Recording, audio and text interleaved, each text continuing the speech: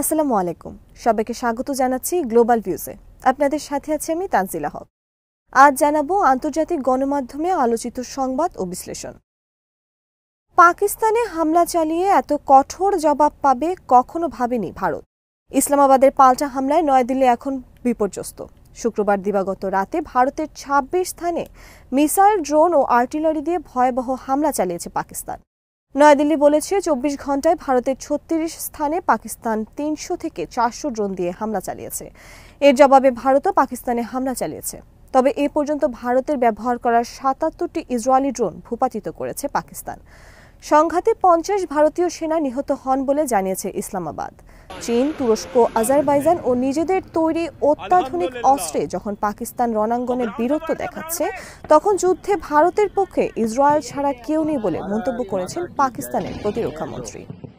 পাকিস্তানি সেনাবাহিনী শনিবার জানিয়েছে ভারতীয় বাহিনী এয়ার টু সারফেস মিসাইল দিয়ে ৩টি পাকিস্তানি বিমান ঘাঁটিতে হামলা চালানোর পর ভারতীয় সামরিক ঘাঁটিগুলোতে ব্যাপক পরিসরে হামলা শুরু করেছেন তারা।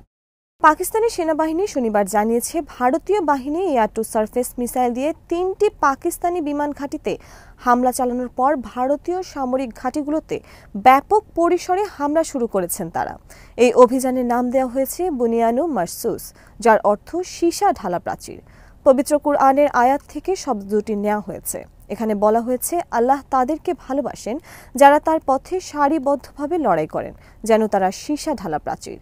পবিত্র কুরআনের আলোকে এই নামের মাধ্যমে আল্লাহর জন্য যুদ্ধকারী ইসলামের অনুসারীদের ঐক্য ও শক্তির বর্ণনা দেওয়া হয়েছে। এই বাক্যাংশ ইসলামে ঐক্য, শৃঙ্খলা ও অটল প্রতিরোধের প্রতীক হিসেবে ব্যবহৃত হয়। পাকিস্তান সেনাবাহিনী এই নাম দিয়ে তারা বোঝাতে চেয়েছে সংঘবদ্ধভাবে এবং ইমানি দৃঢ়তায় শত্রুর মোকাবেলা করছেন তারা। আল জাজিরা জানিয়েছে পাকিস্তানের এই অভিযান শুরুর পর কাশ্মীর ও পাঞ্জাব জুড়ে ব্যাপক বিস্ফোরণের শব্দ শোনা গেছে। রাজ্য জুড়ে বিপদ সংকেত বাজানো হয়েছে। ভারতীয় সেনাবাহিনী জানিয়েছে শুক্রবার রাত থেকে শনিবার সকাল পর্যন্ত জম্মু কাশ্মীর ও পাঞ্জাব সহ উত্তর পশ্চিম ভারতের বিস্তৃত অঞ্চলে পাকিস্তান ২৬টি স্থানে মিসাইল, ড্রোন ও আর্টিলারি হামলা চালায়। বারামুলা থেকে ভুজ পর্যন্ত বিস্তৃত এই হামলায় অনেকে হতাহত হয়েছেন। ভারত দাবি করেছে গত ২৪ ঘন্টায় পাকিস্তান প্রায় ৪০০টি তুর্কি নির্মিত সোনগার ড্রোন দিয়ে ৩৬টি স্থানে হামলা চালায় এবং ভারী কামান ব্যবহার করে গোলাবর্ষণ করে। ফলে উল্লেখযোগ্য সংখ্যক সেনা সদস্য হতাহত হন। নতুন হামলার লক্ষ্যবস্তু ছিল জম্মু, সাম্বা, পাঠানকোট, উধমপুর, নাগরোটা, বারামুলা, শ্রীনগর, আওয়ান্তিপোরা, অমৃতসর, ফিরোজপুর, ফজিলকা, জয়সলমের, লালগড়, যতন, বর্মের ভুজ, কুয়ারবেট ও লক্ষ্মীনালা। কাশ্মীর ও রাজস্থানের পোখরান অঞ্চলেও বিস্ফোরণের শব্দ শোনা গেছে। ড্রোন হামলা হয়েছে শ্রীনগর বিমানবন্দর ও আওয়ান্তিপোরা বিমান ঘাঁটিতেও। ক্ষতিগ্রস্ত এলাকার বাসিন্দারা জানিয়েছেন আকাশে বহু ড্রোন ঘোরাফেরা করতে দেখা গেছে এবং বিস্ফোরণ ও অ্যান্টি এয়ারক্রাফট গান ছোড়ার বিকট শব্দ শুনতে পাওয়া গেছে। নিরাপত্তার জন্য অনেক জেলায় ব্ল্যাকআউট জারি করা হয়েছে এবং সাইরেন বাজিয়ে সতর্ক করা হয়েছে। ব্ল্যাকআউট ও সাইরেনের শব্দে ভারতের বহু জায়গায় ভূতুড়ে পরিস্থিতি বিরাজ করছে। পাকিস্তানের পিটিভি নিউজ বলেছে অপারেশন বুনিয়ানুম মারসুসের অংশ হিসেবে ভারতের বিদ্যুৎ গ্রিড একটি সাইবার আক্রমণের শিকার হয়েছে। এ কারণে অন্ধকারে নিমজ্জিত হয়েছে ভারতের অনেক জায়গা। ভারতের পররাষ্ট্র সচিব বিক্রম মিস্ত্রি বলেন, পাকিস্তান বেসামরিক বিমানকে ঢাল হিসেবে ব্যবহার করেছে এবং উপাসনালয়ে হামলা চালিয়েছে, যা আন্তর্জাতিক নিয়মের লঙ্ঘন। উইং কমান্ডার বিয়মিকা সিং জানান, ভারত পাল্টা জবাবে পাকিস্তানের ৪টি এয়ার ডিফেন্স ঘাঁটিতে সশস্ত্র ড্রোন হামলা চালায়, যার মধ্যে একটি রাডার ধ্বংস করে দেওয়া হয়। তবে এই দাবি অস্বীকার করেছে পাকিস্তান। বিয়মিকা সিং জানান, টাংধার, উরি, পুঞ্চ, মেন্ধার, রাজৌরি, অখনুর ও উধমপুরে হামলায় আমাদের সেনাদের ক্ষয়ক্ষতি হয়েছে। এদিকে ভারতীয় বাহিনীর এক এক্স পোস্টে জানানো হয়, পাকিস্তানের বেশ কিছু ড্রোন শনিবার সকালে অমৃতসর শহরের খাসা ক্যান্ট সামরিক ঘাঁটির উপর দিয়ে উড়েছে। এসব ড্রোন নিষ্ক্রিয় করা হয়েছে বলে দাবি করেন তারা। পাকিস্তান সেনাবাহিনীর দেওয়া তথ্য অনুযায়ী শুক্রবার রাতে তারা ভারতের ক্ষেপণাস্ত্র সংরক্ষণাগারগুলোতে হামলা চালিয়েছেন। এতে ফাতেহ-1 মধ্যম পাল্লার ক্ষেপণাস্ত্র সহ বিভিন্ন ধরনের অস্ত্র ব্যবহৃত হয়েছে এবং ভারতের গুরুত্বপূর্ণ সামরিক স্থাপনাগুলোকে লক্ষ্যবস্তু করা হয়েছে। পাকিস্তান জানিয়েছে ৭ মে ভারতের হামলায় কয়েকজন পাকিস্তানি বেসামরিক নাগরিক নিহত হওয়ার পর এই প্রতিক্রিয়া জানানো হয়। পাকিস্তান সরকার বলেছে যেসব স্থাপনায় হামলা চালানো হয়েছে সেগুলো ভারত পাকিস্তানি নাগরিকদের উপর হামলার জন্য ব্যবহার করেছিল। পাকিস্তানের হামলায় ভারতে বহু মানুষ নিহত এবং আহত হন বলে জানিয়েছে আল জাজিরা। সংবাদ মাধ্যমটি প্রাথমিকভাবে জম্মুতে 5 জন নিহত হওয়ার খবর দিলেও পরে সেই সংখ্যা বাড়তে থাকে। হামলায় রাজৌরির জেলা প্রশাসক নিহত হন বলে এক্সে জানিয়েছেন জম্মু কাশ্মীরের মুখ্যমন্ত্রী ওমর আবদুল্লাহ। এদিকে পাকিস্তানের নিরাপত্তা সূত্র শনিবার জানিয়েছে বিমান থেকে মিসাইল ছুড়ে পাকিস্তানের সামরিক ঘাঁটি ধ্বংসের চেষ্টা চালিয়েছে ভারতীয় বাহিনী। কিছু মিসাইল প্রতিরক্ষা ব্যবস্থা ভেদ করে বিমান ঘাঁটির কাছে আঘাত হানতে সক্ষম হয়েছে, কিন্তু ঘাঁটির কোনো বিমান বা অন্যান্য সম্পদ ক্ষতিগ্রস্ত হয়নি। ভারতের এই হামলার পর পাকিস্তানের পুরো আকাশসীমা মধ্যরাত থেকে শনিবার দুপুর পর্যন্ত বন্ধ ঘোষণা করা হয়। পাকিস্তান জানায় যেসব বিমান ঘাঁটি লক্ষ্য করে হামলা চালানো হয়েছে সেগুলোর একটির অবস্থান দেশটির রাজধানী ইসলামাবাদের উপকণ্ঠে। রাষ্ট্রায়ত্ত টেলিভিশনের সরাসরি সম্প্রচারে পাকিস্তানের সামরিক মুখপাত্র আহমেদ শরীফ চৌধুরী বলেন, ভারত 3টি বিমান ঘাঁটি লক্ষ্য করে ক্ষেপণাস্ত্র হামলা চালায়। অধিকাংশ ক্ষেপণাস্ত্র প্রতিহত করা হয়েছে এবং কোনো উড়োজাহাজে ক্ষয়ক্ষতি হয়নি। যেসব বিমান ঘাঁটি লক্ষ্য করে হামলা চালানো হয়েছে সেগুলোর একটি হলো রাওয়ালপিন্ডির নূর খান বিমান ঘাঁটি। এটি ইসলামাবাদ থেকে প্রায় 10 কিলোমিটার দূরে অবস্থিত। এই ঘাঁটি গুরুত্বপূর্ণ বিদেশি অতিথিদের আসা যাওয়ার কাজে ব্যবহৃত হয়। ভারতের হামলার কয়েক ঘন্টা আগে সৌদি পররাষ্ট্র প্রতিমন্ত্রী আদেল আল জুবেইর ওই ঘাঁটি থেকে নিজ দেশের উদ্দেশ্যে রওনা দেন। পাকিস্তানের সামরিক মুখপাত্র আহমেদ শরীফ চৌধুরী ভারতকে হুঁশিয়ারি দিয়ে বলেন, এখন তোমরা আমাদের জবাবের জন্য অপেক্ষা করো। এই পরিস্থিতিতে পাকিস্তান পারমাণবিক পদক্ষেপের দিকে এগোচ্ছে বলে ধারণা করা হচ্ছে। পারমাণবিক অস্ত্রের দেখভাল করা এবং এই বিষয়ে সিদ্ধান্ত নেওয়ার দায়িত্বে থাকা ন্যাশনাল কমান্ড অথরিটি বা এনসিএ এর সঙ্গে জরুরি বৈঠকে বসেছেন প্রধানমন্ত্রী শাহবাজ শরীফ। এনসিএ মূলত দেশটির স্থল, আকাশ ও নৌবাহিনীর জন্য যৌথ কৌশল প্রণয়নে ভূমিকা রাখে। তবে এর আরও গুরুত্বপূর্ণ লক্ষ্য হল পাকিস্তানের পারমাণবিক অস্ত্রের দেখভাল করা এবং এ বিষয়ে সিদ্ধান্ত নেওয়া।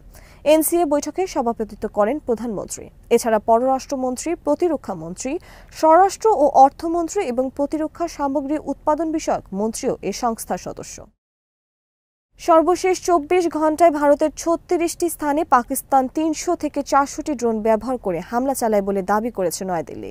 এই স্থানগুলো ভারতের সীমান্তবর্তী লেহ থেকে সারক্রিক এলাকা পর্যন্ত বিস্তৃত। শুক্রবার এক সংবাদ সম্মেলনে এই তথ্য জানান ভারতের সামরিক বাহিনীর উইং কমান্ডার বিয়মিকা সিং।